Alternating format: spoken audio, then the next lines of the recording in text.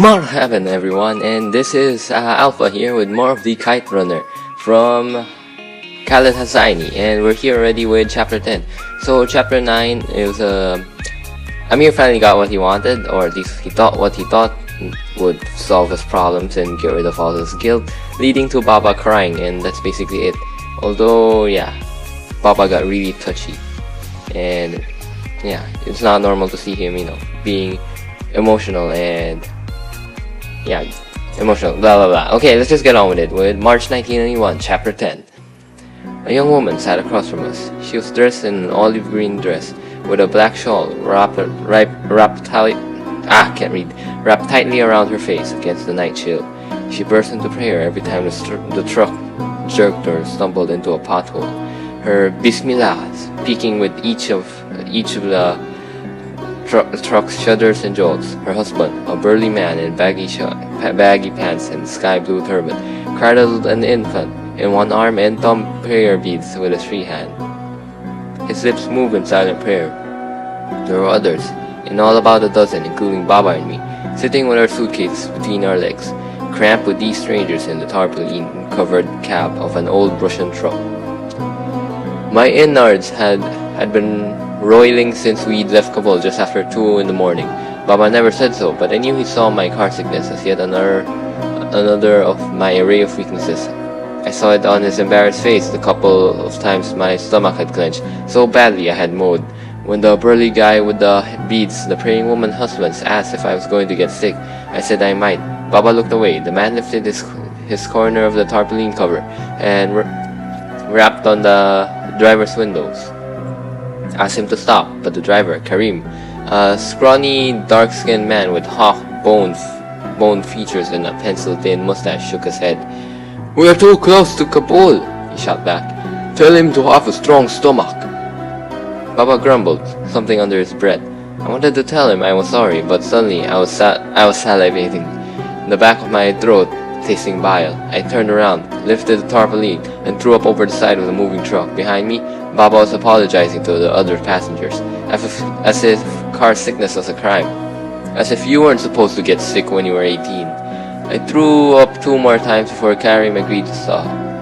Mostly so I wouldn't stink up his vehicle, the instrument of his livelihood. Karim was a people smuggler. It was a pretty much lucrative business then, driving people out of Jurrvih-occupied Kabul to relative safety of Pakistan. He was taking us to Jalalabad, about 170 kilometers southeast of Kabul, where his brother, Toor, who had a bigger truck with a second convoy of refugees, was waiting to drive us across the Khyber Pass and into Peshawar. We were a few kilometers west of Mahipar Falls when Karim pulled to the side of the road. Mahipar, which means flying fish, was a high summit with a precipitous drop overlooking the hydro plant the Germans had built for Afghanistan back in 1967. Baba and I had driven over the summit countless times on our way to Jalalabad, in the city of cypress trees and sugarcane fields where Afghans vacationed in the winter. I hopped down the back of the truck and lurched to the dusty embankment on the side of the road, my mouth filled with saliva, a sign of the retching that was yet to come. I stumbled to the edge of the cliff, overlooking the deep valley, which was shrouded in darkness. I stooped, hands on my kneecaps, and waited for the bile. Somewhere a branch snapped, an owl hooted. The wind, soft and cold, clicked through tree branches and steered the bushes that sprinkled the slope, and from below the faint sound of water tumbling through the valley. So basically, right here, right now, like in the earlier chapters, it was mentioned that there was a coup, and yeah, the king was already overthrown. So this one is currently the Soviets are already taking over or invading, I think. Standing on the shoulder of the road, I thought of the way we'd left the house, where I'd lived my entire life, as if we were going out for a bite. Dishes smeared with kofta piled up in the sink, laundry in the wicker basket in the foyer, beds unmade, Baba's business suits hanging in the closet, tapestries still hung on the wall of the living room, and my mother's books still crowded the shelves in Baba's study. The signs of our elopement were subtle. My parents' wedding picture was gone, as was the grainy photo of my grandfather and King Nader Shah standing over the dead deer. A few items of clothing were missing from the closets. The leather-bound notebook Rahim Khan had given me 5 years earlier was gone. In the morning, Jalaluddin, our seventh servant in 5 years, would probably think we'd gone out for a stroll or a drive. We hadn't told him. Couldn't trust anyone in Kabul anymore. We're free or under threat. People told on each other, neighbor on neighbor, child on parent, brother on brother, servant on master, friend on friend. I thought of the singer Ahmad Zahir, who had played the accordion on my 13th birthday. He had gone for a drive with some friends, and someone had later found his body on the side of the road, a bullet in the back of his head. The Rafiqs, the comrades, were everywhere, and they'd split Kabul into two groups, those who eavesdropped and those who didn't. The tricky part was that no one knew who belonged to which. A casual remark to the tailor while getting fitted for a suit might land you in the dungeons of Polecharki. Complain about the curfew to the butcher, and next thing you knew, you were behind bars, staring at the muzzle end of a Kalashnikov, also known as an AK-47, or maybe AK-74. Either way, it's just automatic Kalashnikov. Even at the dinner table, in the privacy of their home, people had to speak in a calculated manner. Their Rafiqs were in the classrooms too. They taught children to spy on their parents, what to listen for, whom to tell. What was I doing on this road in the middle of the night? I should have been in bed, under my blanket, a book with dog-eared pages at my side. This had to be a dream, had to be. Tomorrow morning I'd wake up, peek out the window. No grim-faced Russian soldiers patrolling the sidewalks. No tanks rolling up and down the streets of my city. The turrets swiveling like accusing fingers. No rubble, no curfews, no Russian army personnel carriers. Weaving through the bazaars. Then behind me I heard Baba and Karim discussing the arrangement in Jalalabad over smoke. Karim was reassuring Baba that his brother had a big truck of excellent and first-class quality, and that the trek of Peshawar would be very routine. He could take you there with his eyes closed, Karim said. I overheard him telling Baba how he and his brother knew the Russian and Afghan soldiers who worked the checkpoints, how they had set up a mutually profitable arrangement. This was no dream. As if on cue, a MiG suddenly screamed past overhead. Karim tossed a cigarette and produced a handgun from his vest, pointing into the sky and making shooting gestures. He spat and cursed at the MiG. The MiG is a Russian or Soviet jet, by the way.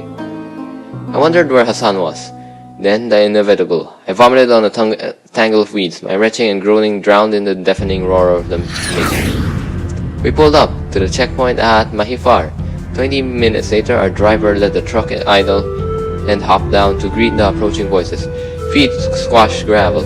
Words were exchanged, brief and hushed, and a flick of a lighter. Spasiba. Under the flick of the lighter, someone laughed. A shrill crackling sound that made me jump. Baba's hand clamped down on my thigh. The laughing man broke into the song, slurring off-key rendition of an old Afghan wedding song, delivered with a thick Russian accent. Ehesta Bolo, Maeman, Ahesta Bolo. Go slowly, my lovely moon, go slowly. Boot heels clicked on asphalt. Someone flung open the tarpaulin hanging over the back of the truck, and 3 faces peered in. One was Karim. The other 2 soldiers was one Afghan. The other was a grinning Russian, faced like a bulldog cigarette, dangling from the side of his mouth. Behind them, a bone-colored moon hung in the sky. Karim and the Afghan soldier had a brief exchange in Pashto. I caught a little of it, something about Toor and his bad luck. The Russian soldier thrust his face into the rear of the truck. He was humming the wedding song and drumming his finger on the edge of the tailgate. Even in the dim light of the moon, I saw the glazed look in his eyes as they skipped from passenger to passenger. Despite the cold, sweat streamed from his brow. His eyes settled on the young woman wearing the black shawl. He spoke in Russian to Karim without taking his eyes off her. Karim gave a curt reply in Russian, which the soldier returned with an even curter retort. The Afghan soldier said something in a lower, reasoning voice, but the Russian soldier shouted something that made the other 2 flinch. I could feel Baba tidying up next to me. Karim cleared his throat, dropped his head, said the soldier wanted a half hour with the lady in the back of the truck. The young woman pulled the shawl down over her face, burst into tears. The toddler sitting in her husband's lap started crying too. The husband's face had become as pale as the moon hovering above. He told Karim to ask Mr. Soldier Sahib to show a little mercy. Maybe he had a sister or a mother. Maybe he had a wife too. The Russian listened to Karim, and barked a series of words. It is pride. It is price for letting us pass, Karim said. He couldn't bring himself to look the husband in the eye. But we've paid a fair price already. He's getting paid good money, the husband said. Karim and the Russian soldier spoke. He says every price has a tax. Also, when Baba stood up, it was my turn to clamp a hand on his thigh, but Baba pried it loose, snatched his leg away. When he stood up, he accepted the moonlight. I want you to ask this man something, Baba said. He said it to Karim, but looked directly at the Russian officer. Ask him where his shame is. They spoke. He says this is war. There is no shame in war. Tell him he's wrong. War doesn't negate decency. It demands it, even more than in times of peace. Do you have to always be the hero? I thought, my heart fluttering. Can't you just let it go for once? But I knew he couldn't. It wasn't in his nature. The problem was his nature was going to get us all killed. The Russian soldier said something to Karim, a smile creasing his lips. Agha Sahib, Karim said. These Rusis are not like us. They understand nothing about respect, honor. What did he say? He says he'll enjoy putting a bullet in you almost as much as... Karim trailed off, but nodded his head toward the young woman, who had caught the guard's eye. The soldier flicked his unfinished cigarette and unholstered his handgun. So this is where Baba dies, I thought. This is how it's going to happen. In my head, I said a prayer I had learned in school. Tell him I'll take 1,000 of his bullets before I let this indecency take place, Baba said. My mind flashed to that winter day 6 years ago. Me peering around the corner in the alley. Kamal and Wali holding Hassan down. Asaf's buttock muscles clenching and unclenching. His hips thrusting back and forth. Some hero I had been, fretting about the kite. Sometimes I too wondered if I was really Baba's son. The bulldog-faced Russian raised his gun. Baba, sit down please, I said, tugging at his sleeve. I think he really means to shoot you. Baba slapped my hand away. Haven't I taught you anything? He snapped. He turned to the grinning soldier. Tell him he'd better kill me good with that first shot, because if I don't go down, I'm tearing him to pieces. God damn his father. The Russian soldier's grin never faltered when he heard the translation. He clicked the safety on the gun, pointed the barrel to Baba's chest. Heart pounding in my throat, I buried my face in his hands. The gun roared. It's done then. I'm 18 and alone. I have no one left in the world. Baba's dead. And now I have to bury him. Where do I bury him? Where do I go after that? But the whirlwind of half-thoughts spinning in my head came to a halt when I cracked my eyelids, found Baba still standing. I saw a second Russian officer with others.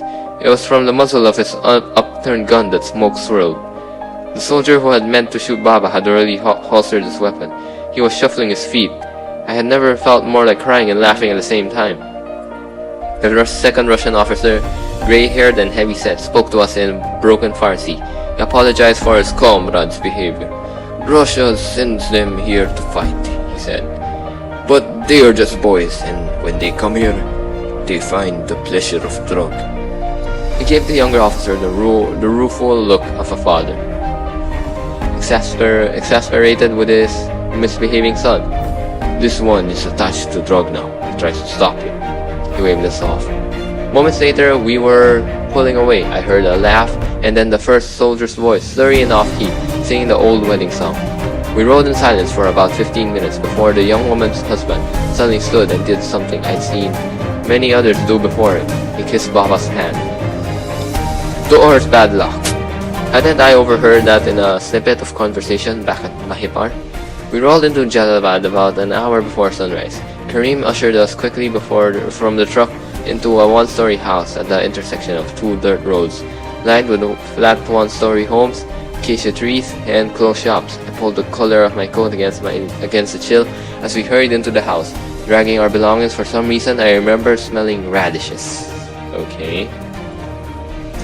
Once he had us inside the dimly lit bare living room, Karim locked the front door, pulled the tattered sheets, the task force curtains. Then he took a deep breath and gave us the bad news. His brother Tor couldn't take us to Peshawar. Steam his truck's engine had blown the week before, and Tor was still waiting for parts. "Last week!" someone exclaimed. "If you knew this, why did you bring us here?" I caught a flurry of movement out of the corner of my eye, then a blur of something zipping across the room, and the next thing I saw Karim slammed against the wall, his sandaled feet dangling 2 feet above the floor. Wrapped around his neck were Baba's hands. "I tell you why," Baba snapped.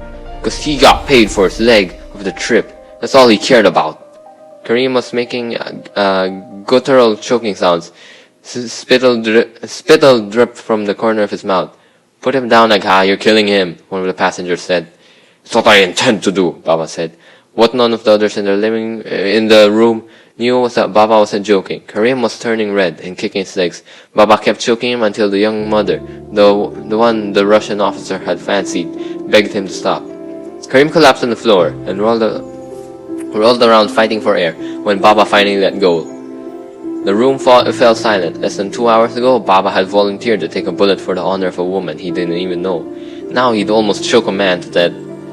Would have done it cheerfully if not for the pleas of that same woman. Something thumped next door. No, not door. Below. "What's that?" someone asked. "The others." The others, Karim panted between labored breaths. "In the basement." How long have they been waiting?" Baba said, standing over Karim. Two weeks. "I thought you said the truck broke down last week." Karim rubbed his throat. "It might have been the week before," he croaked. "How long?" "What?" "How long for the parts?" Baba roared. Karim flinched but said nothing. I was glad for the darkness. I didn't want to see the murderous look on Baba's face. The stench of something dank, like mildew, plunged in my nostrils the moment Karim opened the door that led down the creaky steps to the basement. We descended in single file. The steps groaned under Baba's weight.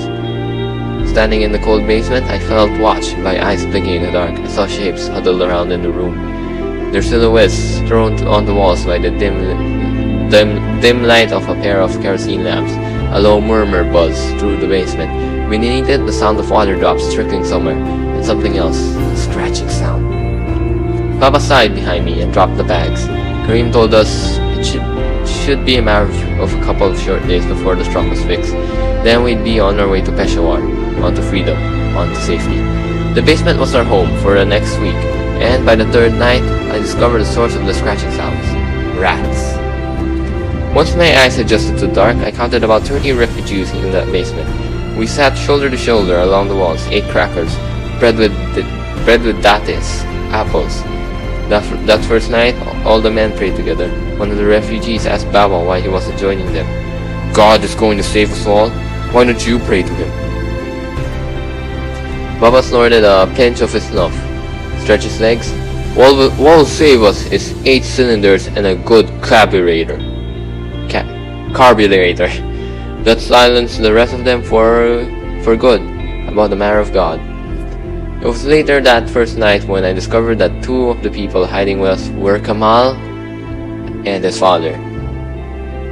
That was shocking enough, seeing Kamal sitting in the basement just a few feet away from me. But when he and his father came over to our side of the room and I saw Kamal's face, really saw it. So Kamal was basically the guy who helped rape Hassan. Not even though he did disagree to it. He still actually helped in raping Hassan by pinning him down. So yeah, here he is right now. He had withered. There was simply no other word for it. His eyes gave me a hollow look, and no recognition at all registered in them. His shoulders hunched and his cheeks sagged like they were too tired to cling to the bone beneath. His father, who would own a movie theater in Kabul, was telling Baba how 3 months before a stray bullet had struck his wife in the temple and killed her. Then he told Baba about Kamal. I caught only snippets of it. Should have never let him go alone. Always so handsome, you know. 4 of them tried to fight. God took him, bleeding down there. His pants. Doesn't talk anymore, just stares. There would be no truck. Kamir told us after we'd spent a week in the rat-infested basement. The truck was beyond repair. There's another option, Karim said, his voice rising amid the groans. His cousin owned a fuel truck, and had smuggled people with it a couple of times. He was here in Jalalabad and could probably fit us all. Everyone except an elderly couple decided to go.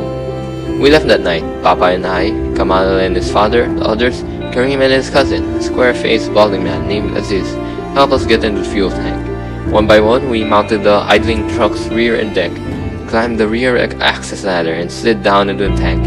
I remember Baba climbed halfway up the ladder, hopped back down, and fished the snuff box from his pocket. He emptied the box and picked up a handful of dirt. From the middle of the unpaved road, he kissed the dirt, poured it into the box, stowed the box in his breast pocket, next to his heart. Panic!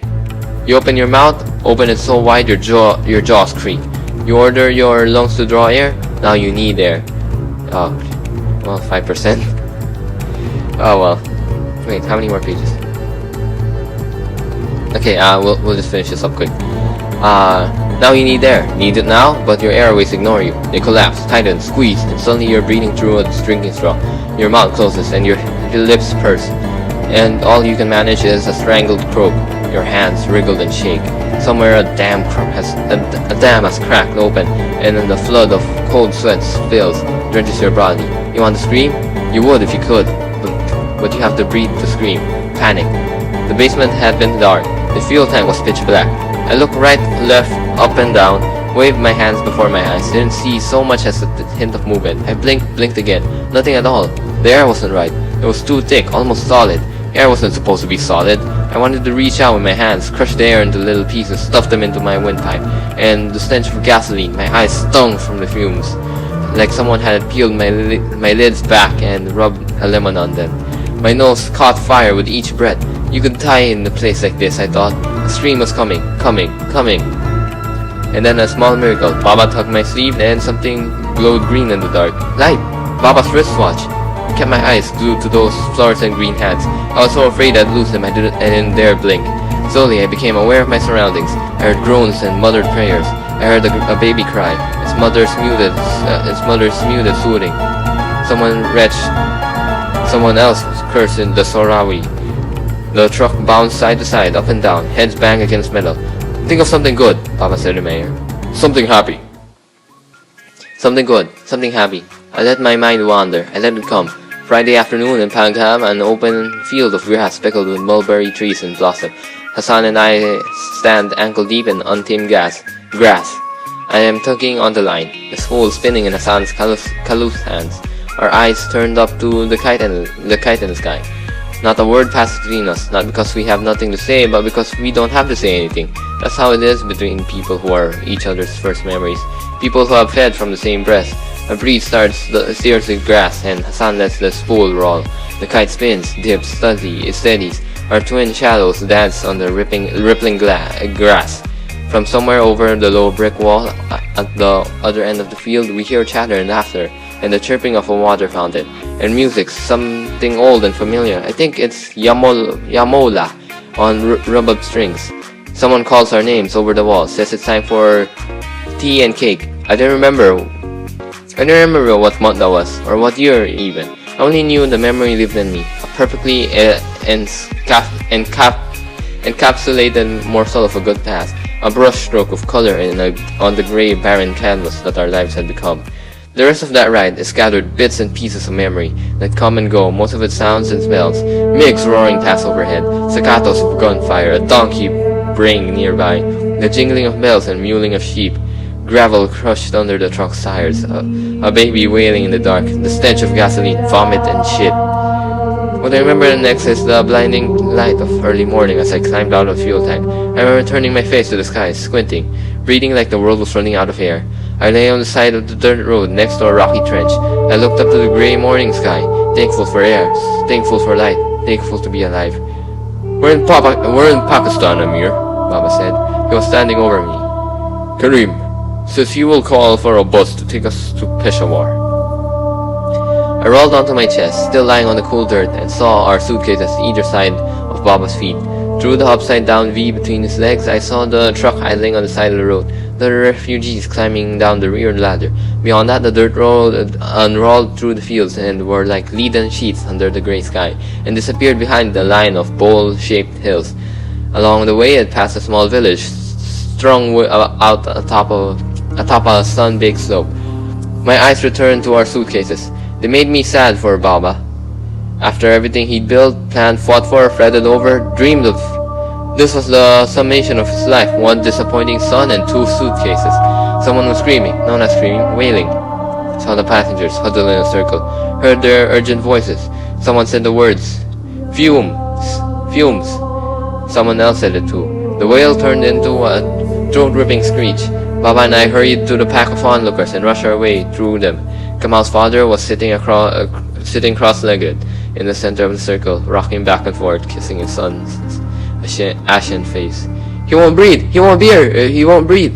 My boy won't breathe! He was crying. Kamal's lifeless body lay on his father's laps. His right hand, uncurled and limp, bounced on the rhythm of his father's sobs. My boy! He won't breathe! Allah, help him breathe! Baba knelt beside him and curled an arm around his shoulder. But Kamal's father shoved him away and lunged for Karim, who was standing nearby with his cousin. What happened next was too fast and too short to be called a scuffle. Karim uttered a surprised cry and backpedaled. I saw an arm swing, a leg kick. A moment later, Kamal's father was standing with Karim's gun in his hand. Don't shoot me! Karim cried. But before any of us could say or do a thing, Kamal's father shoved the barrel in his own mouth. I'll never forget the echo of that blast, or the flash of the light, and the spray of red. I doubled over again and dry heave on the side of the road.